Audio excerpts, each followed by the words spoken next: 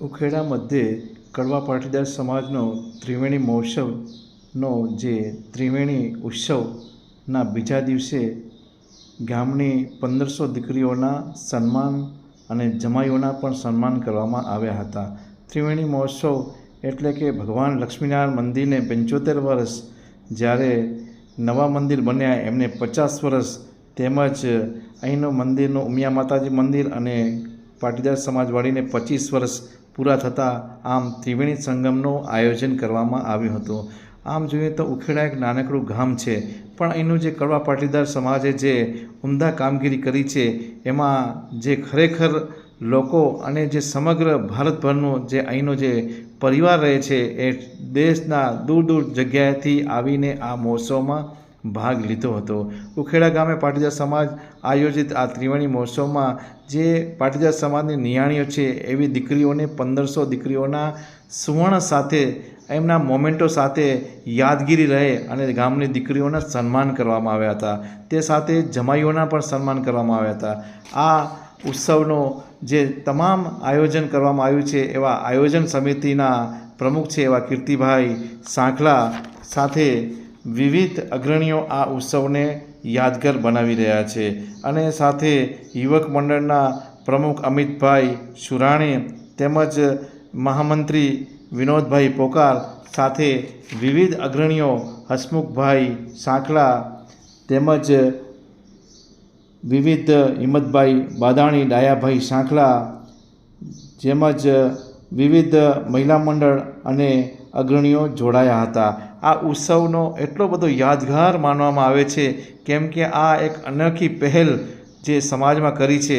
આમ તો અન્ય કાર્યક્રમો પાટીદાર સમાજમાં સમગ્ર થતા હોય છે અને જે દીકરીઓને નિયોણીના જે માન છે પાટીદાર સમાજમાં એ અન્ય સમાજ પણ નોંધ લે એવા આ દ્રશ્યો સર્જાયા હતા. કેમ કે આ નાનકડા આ નખત્રાણા તાલુકાના ઉખેડા ગામે એવી એક પહેલ કરી છે જે આજે રાત્રે ભવ્ય જે દેશના સરહદ ઉપર શહીદ થયેલા એવા પરિવારને એમને શ્રદ્ધાંજલિ આપવા માટે એક અનોખું આયોજન રાત્રે પણ કરવામાં આવેલું છે.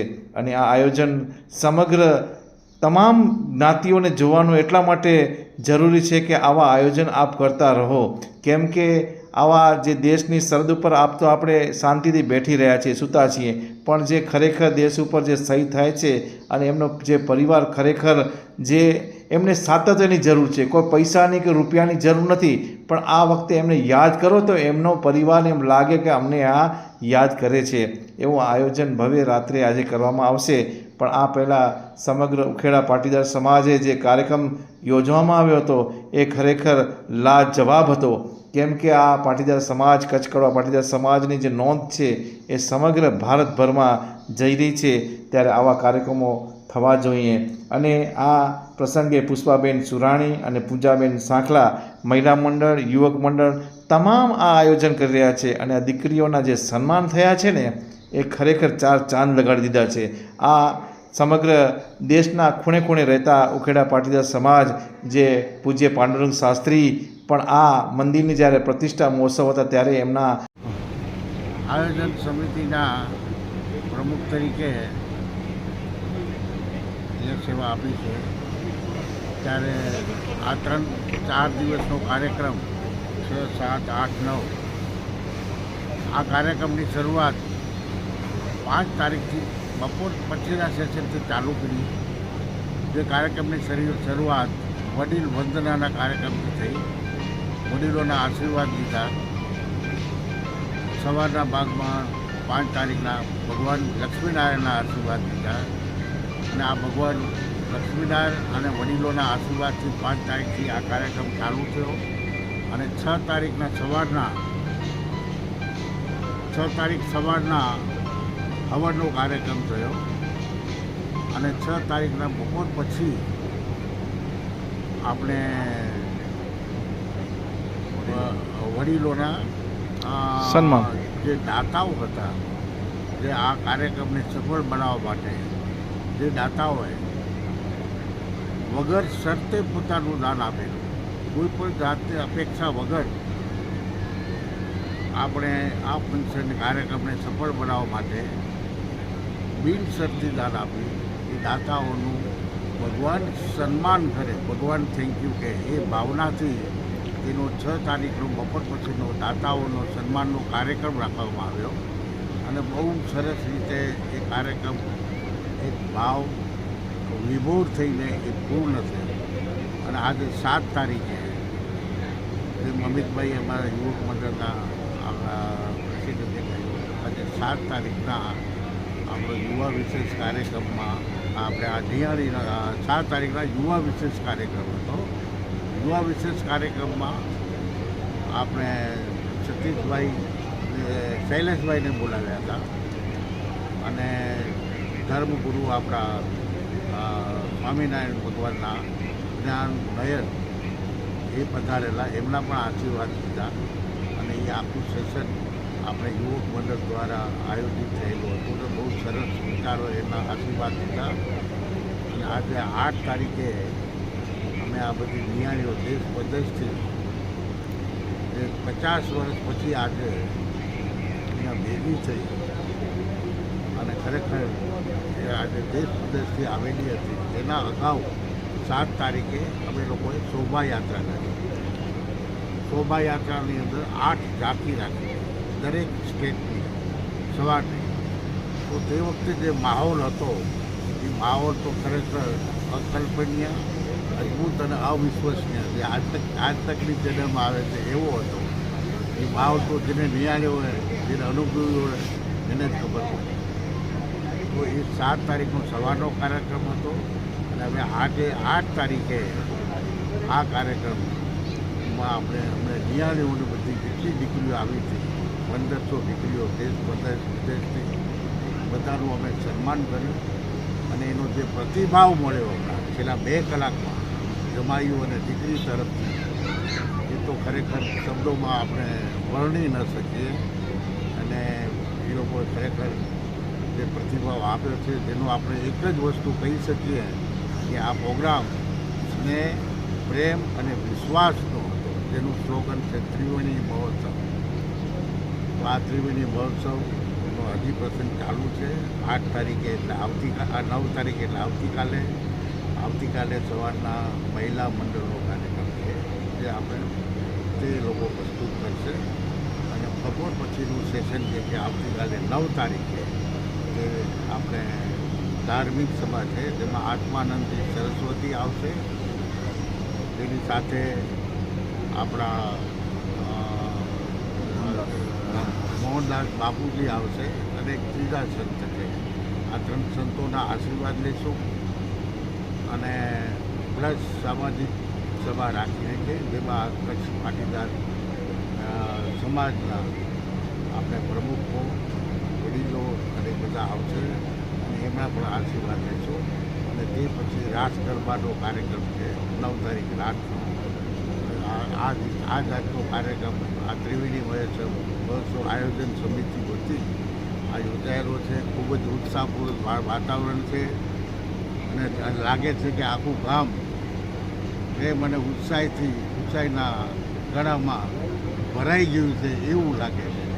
This feeling is like that. Thank you. Amit Surani, Ukheda Patidar યુવક મંડળના પ્રમુખ.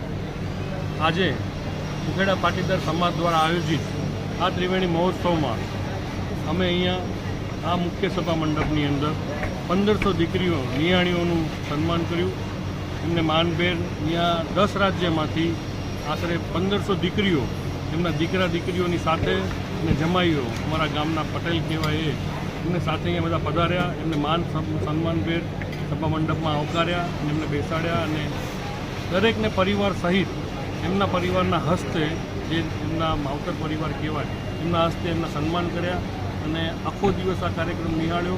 દીકરીઓએ ખૂબ સુંદર અનુભૂતિ કરી, જેના માટે અમને બી એમ થયું કે આજે આ 50 વર્ષ પછી આ મોકો અમને મળ્યો, એના માટે અમે ખરેખર ગર્વની લાગણી અનુભવીએ છીએ. રાતે શું કાર્યક્રમો છે? આજે રાત્રે અમે ડાયરો કે બીજો કોઈ એવો પ્રોગ્રામ ના કરતા એક વિશેષ એવો પ્રોગ્રામ ગોઠવ્યો કે એક મેસેજ જાય રાષ્ટ્ર માટે.